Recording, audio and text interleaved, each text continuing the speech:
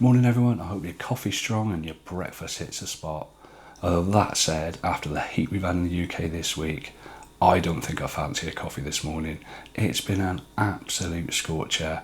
So for me, it's all about cold drinks this week. Now then, we've actually got quite a bit to get through today because this week has taken a bit of an unexpected turn. Because when I stepped on the scales this week, I honestly wasn't expecting what I saw. And it's led to a milestone that, if I'm being honest, I didn't think we'd be talking about. It hadn't really crossed my mind, but it's happened. And we'll also have this week's pet peeve of the week, and there's one in particular that's really got me thinking, and I think a lot of you are going to relate to that. Then as always, we'll finish up with this week's Q&A, because as always, you've sent in some brilliant questions again. So whether you're having breakfast, you're out walking the dog, driving to work, or just putting your feet up for 20 minutes, thank you for spending a little bit of your Saturday with me. Grab yourself a drink, a cold one, get comfortable, and let's get straight into this week's check-in. This week the scales finally tipped me over a milestone. I've now officially lost 80 pounds. Yes, 80 pounds. But what actually surprised me the most wasn't the fact that I've lost 80 pounds. It was something I only realised afterwards. So I stepped off the Hume scales, sat down, started doing a little bit of maths afterwards, and then I worked it out, and this genuinely stopped me in my tracks. When I started this journey, I weighed 22 stone, 11 pounds. This morning, I stepped on the scales at 17 stone, 1 pound. But here's the bit I hadn't really thought about. I've now lost over 25% of my entire starting body weight. Think about that for a second.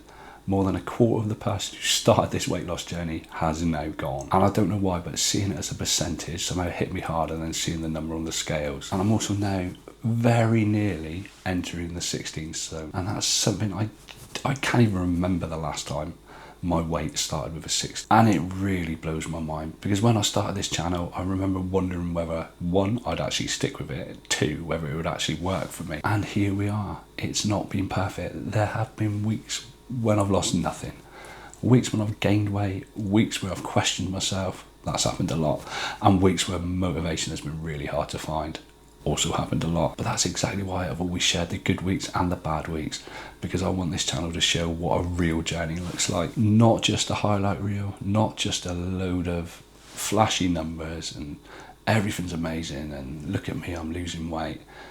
I want it to be honest. Am I proud of losing 80 pounds? Absolutely. But strangely, the thing that was staying with me this week isn't the number 80. It's realising I've lost more than a quarter of the person I used to be. And when I look at it that way, it absolutely feels real. And one of the biggest facts is I never thought I'd be sitting here saying those words just over 12 months after I started this weight loss journey.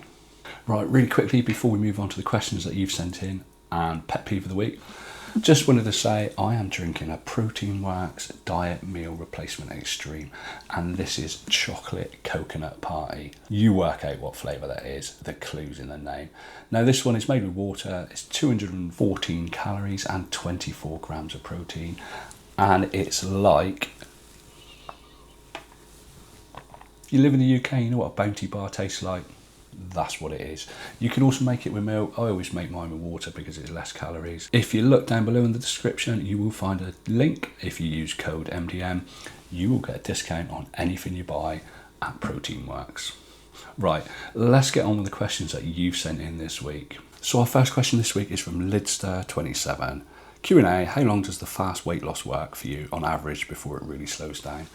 Now, I've done a little bit of maths on this. I've looked through all the records and all the tracking that I've done, and the most I lost in 1 week was 9 pounds. That was very early on in my journey, very early on.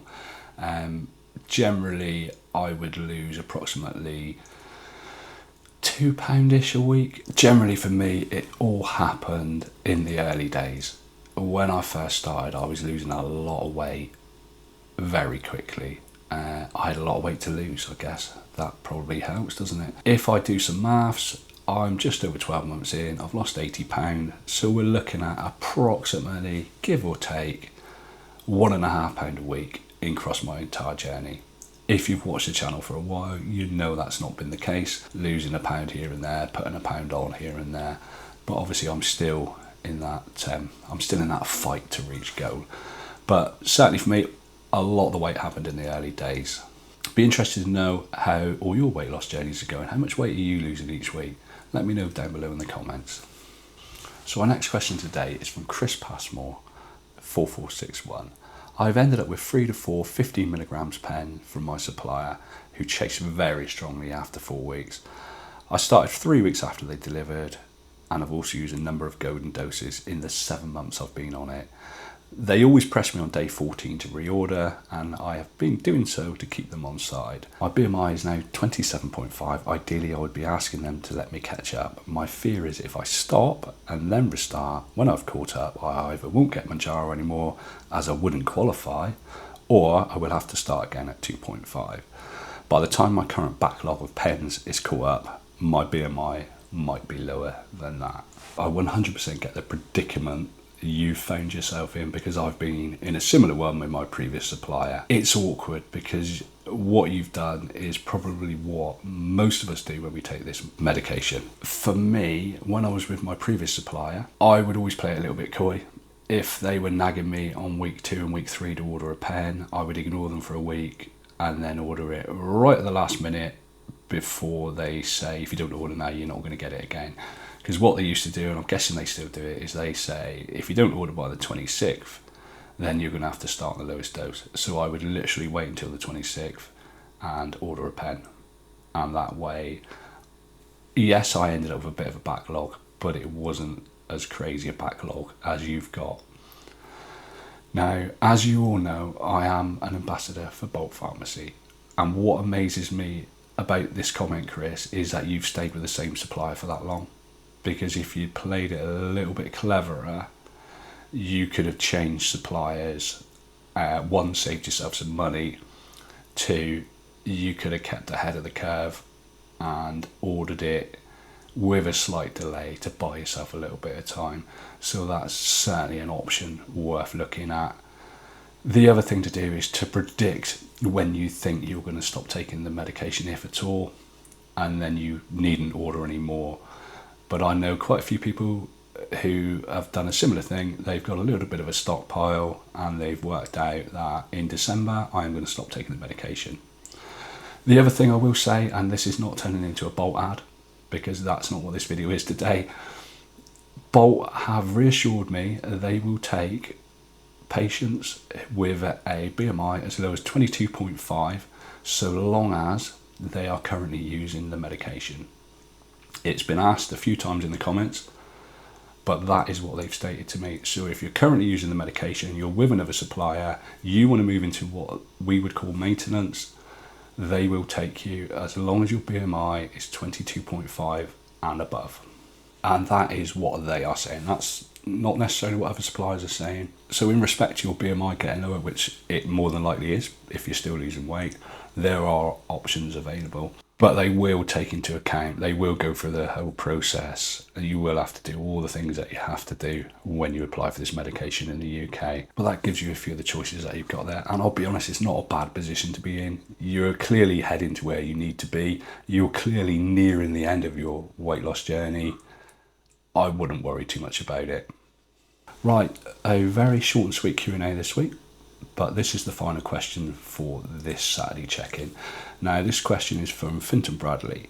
And for full, open, honest, frank transparency, I know that person. He is a family member. So the question is, hey man, a question for you, or Q&A. How have you been getting on since your shoulder injury? Has the cardio enhanced the weight loss alongside your jabs? The cardio hasn't happened. It's as simple as that. It's not happened. The weather in the UK has been unbearable, and the thought of going to the gym has done nothing for me. And I know I said I was going to do cardio. I know I said I was going to carry on going to the gym whilst I nurse my ouchy shoulder. It's not happened. The weather this week, it's been in the mid-30s pretty much all week, and 27, 28 degrees overnight. I've not been sleeping well at all. And I know you're going to go, oh, it's not that hot. It's 42 where I am. We are not geared up for it in the UK. Everything about the UK is designed to keep the heat in. It's not about air conditioning. It's not about outdoor living. everything we do is not geared up to this weather. And last year I went to Death Valley, I went to Arizona, I went to Nevada, and in Death Valley it was 47 degrees. I would much rather the heat in Arizona than the weather and the heat we've had in the UK at the moment. So cut a long story short, shall we? That is why I haven't been to the gym. But watch this space, it's coming soon.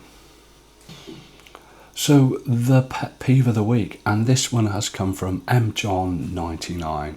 Pet peeve: when people just assume you aren't being supervised by a doctor or a medical professional and deliver a huge lecture made up of headlines and sound bites they have picked up. It is none of their business. Yeah, I get that. Yeah, I get that, and I get it a lot. People who aren't on this journey are always going to struggle to understand why we need to take a medication to do something that they do naturally and automatically without even thinking. And they then think that that gives them the right to tell us we're doing it wrong, or that we shouldn't be doing this, or that all we need to do is obviously eat less and move more. They don't realise that we're not just going around the corner to the nearest convenience store, the nearest shop, and saying, "Oh, can I have one of those Mounjaros, please?" and then sticking it in us. What we're actually doing is we're going through the process. We're being assessed by medical professionals.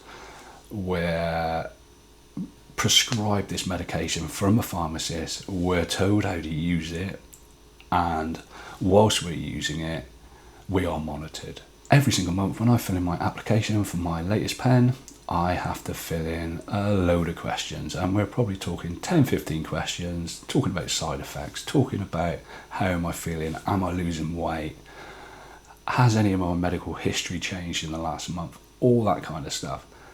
But no, people think they can see something on Facebook, they can see something on the internet and go, "Oh, you shouldn't be doing that. Oh, you're doing that wrong. Why are you doing that?" All that kind of stuff.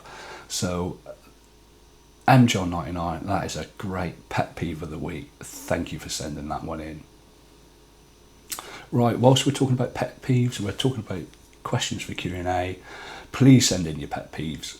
Please send in your questions for Saturday check-in. I am a non-medical professional. I am literally a middle-aged chubby man sat in his dining room doing his best to share the experiences with you. Everything I say is based purely on the experience that I've had in this journey. As always, you need to check with your medical professionals.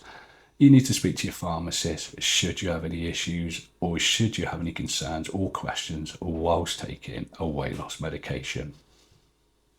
Okay then, before I go, I just want to say thank you, whether you've been here since the very beginning or you've only just found this channel recently. I genuinely appreciate every single one of you taking the time to watch these videos and be a big part of the journey. Because today, hitting a milestone like this makes me realise and reflect how far I've come. But it also reminds me there's still plenty more to come. There are still goals to achieve, there are still challenges to overcome. And I'm sure there'll be a few bumps in the road along the way also. If you have enjoyed today's check-in and you'd like to follow the next part of the journey, I'd love it and appreciate it if you would consider subscribing to the channel. It really does make a difference, and it means you'll be here for whatever comes next. As always, thank you for your support, thanks for your comments, and thank you for being such an incredible community, and I will never take that for granted. Have a fantastic weekend, look after yourselves, and I will see you on a Wednesday. I will pop a few of my other videos on the screen for you right now, should you wish to have a little bit more Amanda's midlife time. Thanks for watching, everyone.